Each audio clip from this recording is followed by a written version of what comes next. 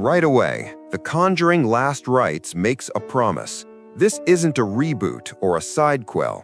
It's a final plate setting for the Warrens. The film opens with quiet domestic details layered with dread and everyday life that the camera slowly refuses to leave alone. That's the first trick it pulls. Normalcy becomes the most effective horror tool. Vera Farmiga's Lorraine is the film's emotional compass. Her clairvoyance is written like a burden rather than a superpower. Small, involuntary collapses of fear that ripple out into the rest of the family. Farmiga sells these not with screams, but with tiny, haunted exhalations. It's subtle, and that subtlety is what makes the big moments land.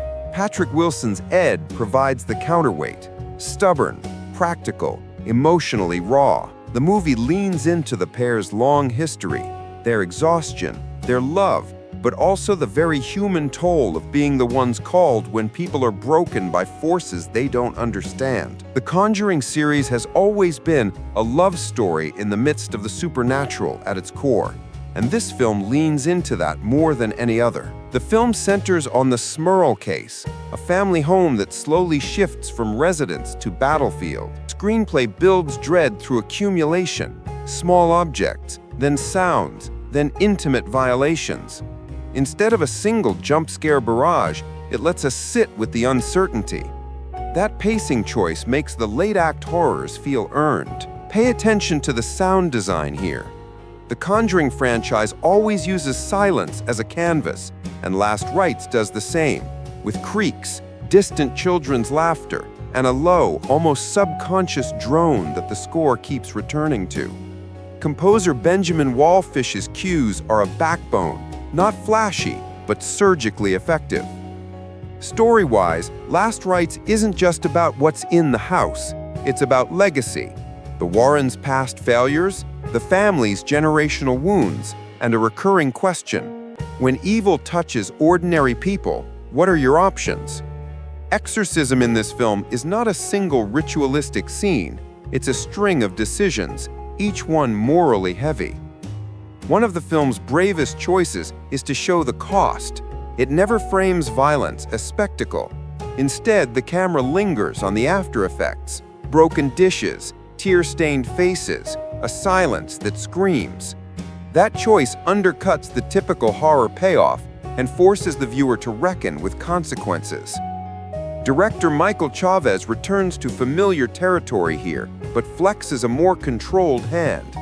According to interviews, some earlier drafts carried a different tone, more humor in the opening, but the final cut focuses on what works for the Warrens, gravitas.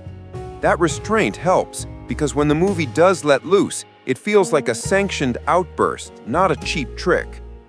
The younger characters matter more than filler. The movie treats them as real people with stakes. The filmmakers avoid the trope of making kids only scared props. They are witnesses, victims, and in some beats, the emotional anchors. That emotional truth distinguishes the good scares from the rote ones. Editing in Last Rites is a study in contrast. Long, lingering takes set mood. Quick cuts are reserved for the moments you're already emotionally invested in.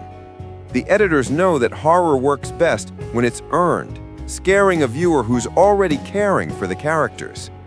The acting across the board is committed. Even the smaller roles feel lived in. That investment allows the film to take risks in tone. It winks, then flinches. It flirts with a lighter moment, and then drags you back into the darkness. This tonal juggling is risky, but mostly successful. We should talk about the climax without spoiling specifics. The film pays off its thematic setups. It's not a twist for twist's sake. It's a moral and emotional resolution. Some viewers will find it too tidy, others will find it cathartic, and both reactions are valid because the movie is making an argument about what closure looks like for trauma. And then the end notes, whether you love them or not, they feel intentional. The Conjuring films have always flirted with myth-making, and Last Rites leans into that archive-like quality, reminding you that these are stories told and retold, shaped by memory, fear, and the need to explain the unexplainable. In the context of the franchise, Last Rites acts as both a capstone and a passing of the baton. It revisits old motifs, the cursed objects, the stubborn priest, the tangible dread, but it also centers consequence and the personal cost of a life spent fighting the dark. If earlier Conjuring films were about discovery and escalation, this one is about reckoning.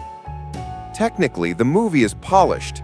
The production design sells a lived-in 1980s America. Costumes and props are never flashy, but they create a believable world. That realism is the film's camouflage. It allows the supernatural moments to hit harder because they're intruding on a world that feels whole. There are moments of tenderness, a laugh, a small blessing, and they matter because they remind us why the characters fight. Horror without heart is just jump scares. Horror with heart becomes, if not beautiful, then at least resonant. If you like this video, leave a comment below and don't forget to subscribe. See you on my next video. Thank you.